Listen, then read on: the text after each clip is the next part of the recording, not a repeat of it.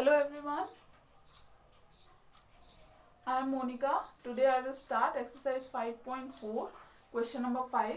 In the last class I have been already discussed question first, second, third and fourth, and then this is the question number 5. The number of students opting for different languages in a school in an examination is given below. क्या है question में कि आपको different language में जो number of students हैं वो दिया गया है. Okay, which means that English के कितने स्टूडेंट्स हैं 50, हिंदी के 80, तमिल के 16, तेलुगु के 14 एंड बांग्ला के 20. Okay, so we know the central angle for the variable frequency of the variable upon total of frequency into 360. अब मैंने ये फॉर्मूला क्यों यूज किया? ओके, सबसे पहली बात तो ये आई कि इसमें क्या करना है, आपको पाई चार्ट ड्रॉ करना है. ठीक, तो पाई चार्ट क्या होता है, ऑलवेज सेंट्रल एंगल से होता है. ओके, इसमें एंगल सबसे ज्यादा इंपॉर्टेंट होते हैं. ठीक, तो यहाँ पे जो आप देख रहे हो वो नंबर ऑफ स्टूडेंट्स गिवन है, विच मीन्स दैट ये क्या है, ये पर्टिकुलर नंबर है. ओके, तो डायरेक्ट आप पाई चार्ट ड्रॉ नहीं कर सकते, इसलिए एंगल को फाइंड आउट करने के लिए कि इंग्लिश का एंगल कितना है पाई चार्ट के अकॉर्डिंग, इस वजह से मैंने इस फॉर्मूले का यूज किया है. ओके, आप सबसे पहले टोटल ऑफ फ्रीक्वेंसी कैसे आप फाइंड आउट करोगे, जो नंबर ऑफ स्टूडेंट्स है उनको आप ऐड कर दो. जैसे मैंने यहाँ किया है 50 plus 80 plus 16 plus 14 plus 20. Add करने पे कितना आया 180 डिग्री. तो ये क्या है, ये टोटल ऑफ फ्रीक्वेंसी है. Okay, this is not degree, 180. Okay, total of frequency. And then central angle for English, which means that particular language का आपको डिफरेंट एंगल फाइंड आउट करना होगा सबसे पहले. तो central angle for English 50 upon 180, frequency of the variable 50 and total of frequency 180 into 360. Okay, यहां से angle कितना आया इंग्लिश का 18 to the 36, 15 to 2 100.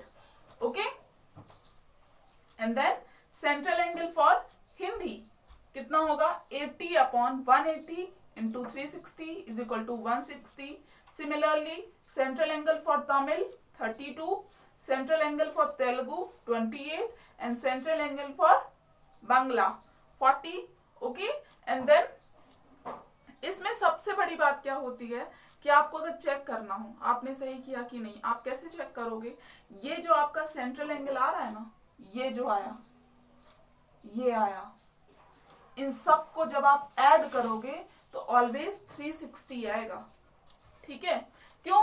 क्योंकि ऑब्वियस सी बात है कि ये कितना है, सेंट्रल एंगल कितना होता है, अगर मैं बात करूं किसी भी सर्कल का 360 होता है ना, पूरा अगर आपने राउंड किया तो ये कितना होता है 360 होता है. इस वजह से जब आप उसको ऐड करोगे किसी भी क्वेश्चन में, अगर आप उसको ऐड करते हो तो वो टोटल कितना आएगा 360 आएगा. ओके, अब मैं आपको पाई चार्ट ड्रॉ करके बताती हूँ.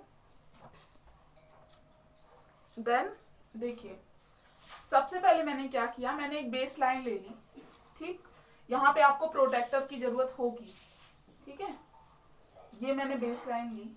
ठीक, अब यहाँ देखो सबसे बड़ा एंगल कौन सा है 160 है, तो इसे मैंने सबसे पहले लिया और प्रोटेक्टर से मैंने 160 का आपका एंगल ड्रॉ कर दिया. ठीक है, कितना एंगल 160 डिग्री का एंगल ड्रॉ कर दिया. ओके, एंड देन अब यहां से ध्यान रखना, ये मैंने 160 का एंगल ड्रॉ किया है. अब देन जो सेकेंड लार्जेस्ट कौन सा है 100 है, तो 100 के लिए आपको या तो आपको उल्टा रखना पड़ेगा प्रोटेक्टर, या फिर बेस लाइन आप इसे बना दो.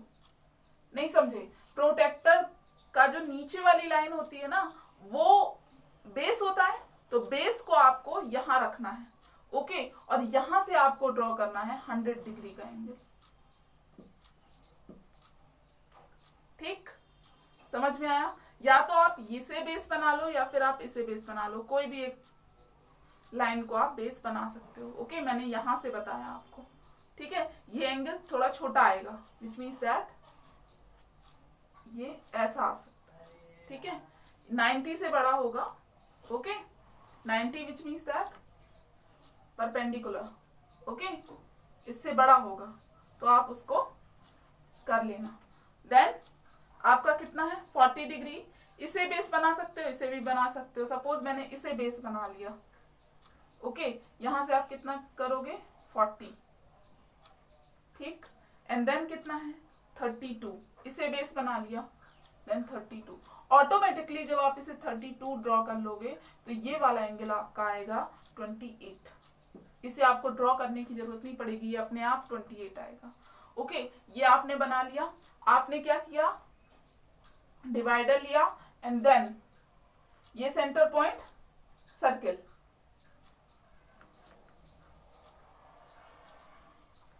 ओके, ये आपका बन गया क्या पाई चार्ट, ठीक है।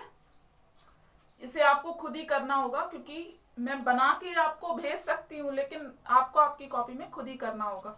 ओके, समझ में आया। बेस लाइन बस लेना है 160। सबसे पहले मैंने बेस लाइन ली और 160 का एंगल ड्रॉ कर लिया। इसके बाद बेस लाइन मैंने ये वाली बेस लाइन ली, देन ये ली, देन ये ली और यहां तक मैंने ड्रॉ किया और ये वाला एंगल ऑटोमेटिकली आपका 28 आएगा। Okay, this is the question number 5। Question number 6 आप करोगे and then the next topic probability. So before starting exercise 5.5, firstly we know about these all the terms. Okay, you all know about probability. What is the means of probability? The simple meaning is chances. Okay, and then what is the means of experiment? I know you know that, but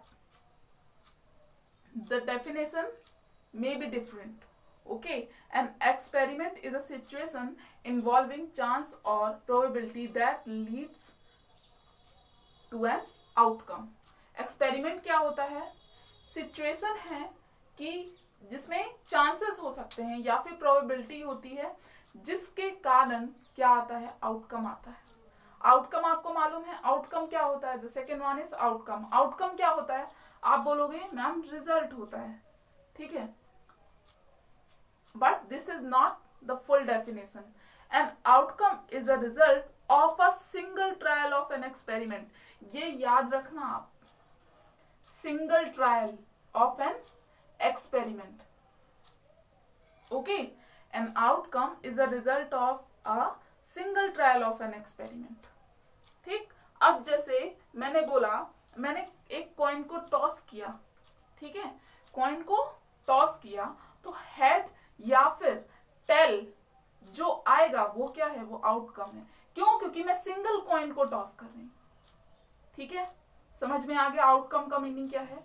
events क्या है, N events is one और मोर outcomes of an experiment. अब अगर one और मोर outcomes हैं experiment में तो वो क्या होगा, it is defined as event. Okay, समझ में आ गया। अगर single trial of an experiment है, result of a single trial of an experiment, तो वो क्या है, आउटकम है। अगर एक से ज्यादा हो गया, वन और मोर आउटकम्स ऑफ एन एक्सपेरिमेंट, तो वो क्या हो जाएगा, इवेंट्स हो जाएगा। ओके, रैंडम एक्सपेरिमेंट क्या है। अब रैंडम एक्सपेरिमेंट क्या है, a random experiment is that in which outcomes may differ each time when the experiment is performed. अब मैंने बोला आपसे कि आपको अपना वेट करना है, ओके, वेट मशीन से आप अपना वेट करो कि आप कितने केजी के हो, ठीक।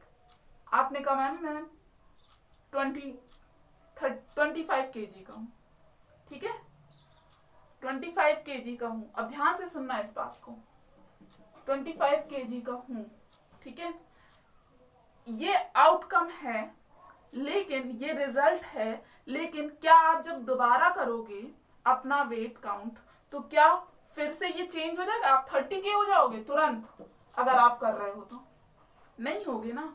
तो जो आपने अपना वेट किया वो क्या है, रैंडम एक्सपेरिमेंट नहीं है। वो एक एक्सपेरिमेंट में तो काउंट होगा, लेकिन वो एक रैंडम एक्सपेरिमेंट नहीं है। मतलब क्या है रैंडम एक्सपेरिमेंट का, रैंडम एक्सपेरिमेंट का मतलब ये है कि आप अगर सेम टास्क परफॉर्म कर रहे हो तो हर बार रिजल्ट अलग आएगा। मतलब जैसे आपने कॉइन को टॉस किया तो एक बार हो सकता है टेल आए और एक बार हो सकता है आपका हेड आए, विच मीन्स दैट कि आप जितने बार भी उस प्रोसेस को कर रहे हो उतने बार आपका रिजल्ट चेंज हो रहा है। ओके, तो वो क्या होगा, रैंडम एक्सपेरिमेंट होगा। ठीक है, समझ में आ गया रैंडम एक्सपेरिमेंट का मतलब। And then chances, the different chances you know about, even chance, sure chance, impossible chance, poor chance, good chance. Okay, firstly we know about what is the means of that. Even chance, suppose a coin is tossed, chances of getting head and tail are equal. अब आप ये बात always ध्यान रखना, ये बात शायद आपने पिछली क्लास में पढ़ी नहीं पढ़ी मुझे नहीं मालूम। प्रोबेबिलिटी जो होती है ऑलवेज 1 होती है, किसी भी चीज की जो प्रोबेबिलिटी होती है वो 1 होती है, 1 से ज्यादा नहीं हो सकती। और इसी 1 को क्या कहते हैं, 100%। ओके, आप कहीं पे भी देखोगे आपका जो आंसर आएगा वो हमेशा लेस देन 1 आएगा। किसी भी क्वेश्चन में हमेशा लेस देन 1 आता है। कैसे, जैसे लिखा होगा 1/4, 1/3, 1/6, 2/6, ये सब क्या है, ये सब लेस देन 1 है। ठीक है, कभी भी आप इसको पॉइंट में करोगे तो ये लेस देन 1 ही होगा। अब जैसे 1/6, 1/4 क्या है 0.25, 1/3 क्या है 0.33। ओके, किसी भी क्वेश्चन में आप लोगे प्रोबेबिलिटी का कोई भी क्वेश्चन, वो हमेशा लेस देन 1 होता है। ओके, और 1 को क्या कहते हैं, 1 को 100% काउंट करते हैं। ठीक है, अब जैसे कि आपने कुछ भी नहीं पढ़ा, इसको तो भूल जाओ आप। ठीक है, ये जो मैंने एग्जाम्पल लिखा इसको आप भूल जाओ। इवन चांस क्या होता है मैं आपको समझाती हूँ। जैसे आपने कुछ भी नहीं पढ़ा, जुलाई का मंथ है, आपने कुछ भी नहीं पढ़ा, मैंने कहा कि मैं टेस्ट लेने वाली हूँ। ठीक है, तो आपके चांसेस पास या फेल होने के वो कितने हैं, आप बोलोगे मैम 50-50% है। वही 50% तो क्या है, हाफ। मैंने बोला हाफ तो आप समझ जाओगे, लेकिन 1/2 जैसे ही बोलो तो आप में से कुछ लोग तो पता ही नहीं है कि 1/2 को ही हाफ बोलते हैं। ठीक है, आपने बोला 50-50% चांस है मैम कि मैं पास होऊंगा या फेल होऊंगा, तो ये क्या है 50-50 यानी हाफ। ओके, समझ में आया। तो जैसे इवन चांस है उसमें क्या होता है, उसमें जो आउटकम आपका होगा या फिर आउटकम जो होगा वो 50-50 होगा। जैसे आपने एक कॉइन को टॉस किया तो हेड आएगा कि टेल आएगा आपको नहीं पता ना, टॉस करने से पहले नहीं मालूम, तो मतलब हेड आने का चांस या फिर टेल आने का चांस कितना है, 50-50% है। वही तो एग्जांपल लिखा हुआ है, suppose a coin is toss, the chances of getting head and tail are equal. ठीक, समझ में आ गया इवन चांस का मतलब। श्योर चांस, श्योर चांस ये होता है कि आप मतलब आपको 100% है कि ये होगा ही होगा। जैसे कि एग्जाम्पल क्या है, if today is Sunday then for tomorrow to be Monday is a sure event, right. आज अगर संडे है तो डेफिनेटली जो टुमारो है वहां पे क्या होगा, मंडे होगा। जो आने वाला कल होगा वो क्या होगा, मंडे होगा। ठीक है, या फिर जो बीता हुआ कल है वो क्या होगा, सैटरडे होगा। समझ में आ गया, तो ये क्या है, श्योर चांस है। ठीक, अब देखो the third one is impossible और नो चांस। इसी से आप समझ सकते हो कि अगर मैंने बोला आज अगर संडे है तो कल ट्यूसडे होगा, ये तो गलत है ना। गलत है मतलब इम्पॉसिबल है, तो वही क्या है, इम्पॉसिबल चांस है। जैसे कि if a coin is tossed it is impossible to get both head and tail. अगर मैंने एक कॉइन टॉस किया तो हेड और टेल एक साथ नहीं आ सकते, दोनों में से कोई एक आएगा, तो ये तो इम्पॉसिबल है कि दोनों एक साथ आ जाएं। ठीक है, अब the fourth one is good chance. मैंने यहाँ पे आपका नोटिफाई नहीं किया है। ओके, अब देखो गुड चांस क्या है, if an event is more likely to happen we see that it has good chance. अब देखो जैसे कि अब ये डेफिनेशन को आप छोड़ो, अब जैसे कि आपने देखा एक आपने बैग लिया, बैग में आपने 4 रेड बॉल्स डाली एंड 2 ब्लैक बॉल्स डाली।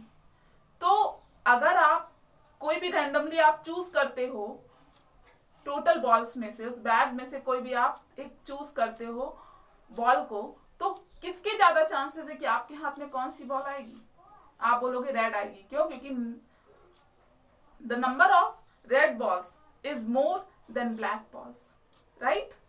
तो यही क्या है? गुड चांस है। पुअर चांस क्या है? सेम एग्जाम्पल कि अगर आपने 4 रेड बॉल्स डाली एक बैग में और 2 ब्लैक बॉल्स डाली, तो क्या होगा कि ब्लैक बॉल्स लेने के चांसेस बहुत कम है तो, लेकिन बहुत कम है, वही क्या है? पुअर चांस है। ओके, समझ में आ गया? And then exercise 5.5. This is the question number first. The question number first is of exercise 5.5. Which of the following is an example of a random experiment? The first one is throwing a dice. Yes, it is a random experiment. मैंने आपको बता दिया है. Okay? अभी just मैंने समझाया था random experiment का meaning क्या होता है. Throwing 2 coins together. Yes, it is also a random experiment. Weighting an apple. नहीं होगा. Spinning a spinner. Yes, measuring the height of a person. Height तो change नहीं होगी ना किसी भी person की, तो no. Selecting a card from the deck of cards. Yes, it is a random experiment. Selecting a letter from the English alphabet. Yes. Getting a black ball from a bag which contains 3 black and 2 white balls. Yes. Okay, and then the question number second is which of the following is an outcome? Outcome का meaning मैंने बताया था अभी थोड़ी देर पहले. क्या होता है कि an outcome is a result of a single trial of an experiment, which means that single trial होगा, ठीक है, experiment का. अब देखो, getting a tail when a coin is tossed. Yes. And the second one is getting an odd number when a dice is thrown. Yes. अब more than one experiment तो नहीं हो रहा है ना, which means that ये क्या है? Outcome होगा इसमें. And tossing 2 coins together, no. Spinning a hexagonal spinner, no. Okay. And then question number 3. The question number 3 is using the following scale.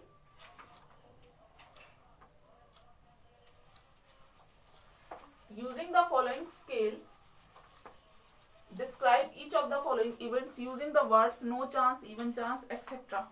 Okay, the first one is, अब देखो इसमें ये बताना है आपको कि नो चांस होगा, इवन चांस होगा. ओके, जो मैंने अभी आपको चांसेस बताया ना, पुअर चांस होगा, गुड चांस होगा, ये बताना है आपको क्वेश्चंस में. Okay, the first one is Mrs Anita will deliver a baby boy. तो क्या होगा इसमें? Even chance. Okay, this year independence day was celebrated on 15th of August. Next year it will celebrated on 15th of September. तो देखो, जो first है आपका, first question है, उसके अकॉर्डिंग क्या है? यस. बट जो 15th of September में तो नेक्स्ट ईयर कभी भी नहीं हो सकता ना, जो इंडिपेंडेंस डे है. तो इसमें क्या होगा? No chance. Okay, I was born on 4th July. My birthday will fall on 4th July next year. Same है. तो क्या है? अगर इस साल आपका बर्थडे 4th of July को है, नेक्स्ट ईयर भी 4th of July को होगा ना, तो ये क्या है? ये श्योर चांस है. Today is Saturday, tomorrow will be Friday. हो सकता है क्या? No chance. And then getting a number 2 when a dice is thrown. तो इसमें कौन सा आएगा answer? Good chance. Okay, and then question number 4, find the probability of getting a tail when a coin is tossed. अब मैंने आपको अभी बताया था क्या होता है इसका? 50%. ओके, तो so this is the question number 4. First, the first one is getting a tail when a coin is tossed. Find the probability of. इसका क्या करना है आपको? probability find करनी है. ओके, आपने एक कॉइन को टॉस किया, तो टेल आने की प्रोबेबिलिटी कितनी है ये आपको फाइंड आउट करना है. मैंने पहले ही बता दिया था आपको क्या होता है. हेड और टेल में क्या होता है? 50-50% होता है. 50% को क्या बोलते हैं? 1/2. लेकिन ये डायरेक्ट आपको बोल के नहीं चलेगा, आपको लिखना भी होगा. ओके, तो पॉसिबल आउटकम्स कितने हैं? Head and tell. ओके, या तो हेड आ सकता है या फिर tail. So getting a tail has 1 chance out of 2. ठीक है, 2 टोटल चांस कितने हैं, 2 हैं, और उसमें से जो हेड है या फिर टेल है उसकी आने की प्रोबेबिलिटी कितनी है, 1 टाइम है ना, एक ही चांस हो सकता है ना कि टोटल में से एक बार आ जाए, अगर आप 1 टाइम टॉस कर रहे हो कॉइन को तो ओके। तो probability of getting tail is equal to 1/2 okay. इसमें आपने पहले फॉर्मूलाज भी पढ़ा होगा। अपॉन में क्या आता है, total number of outcomes okay, और आपका न्यूमिनेटर में क्या आता है, नंबर ऑफ इवेंट्स ओके। अब देखो ये आपने किया होगा, लेकिन आप इसको प्रैक्टिकली समझो तो ज्यादा अच्छा रहेगा। The question second is getting the number 4 when a dice is throne. अब देखो पॉसिबल आउटकम्स कितने हैं, जब आप किसी डाइस को थ्रो करते हो, आपने लूडो खेला होगा ना, तो वही तो है डाइस ओके। तो वहां पे क्या क्या आ सकता है, 1 आ सकता है, 2 आ सकता है, 3 आ सकता है, 4 आ सकता है, 5 आ सकता है, या फिर 6 आ सकता है ओके। डाइस में जो आप उसको थ्रो करोगे तो उसके चांस कितने, आपको ऐसे ही सिस्टमैटिक वे में लिखना है ओके। तो आप डायरेक्ट आंसर नहीं करोगे, आप 4 आने के चांसेस आपसे पूछ रहा है, तो जो पॉसिबल आउटकम्स है, टोटल जो पॉसिबल आउटकम्स है वो कितना है, 6 है, और 4 आने की प्रोबेबिलिटी कितनी होगी, 1 टाइम ही हो सकती है ना, अगर आप एक बार डाइस को थ्रो कर रहे हो तो आंसर कितना आएगा, 1/6, लेकिन आप लिखोगे ऐसे सिस्टमैटिक वे में ओके।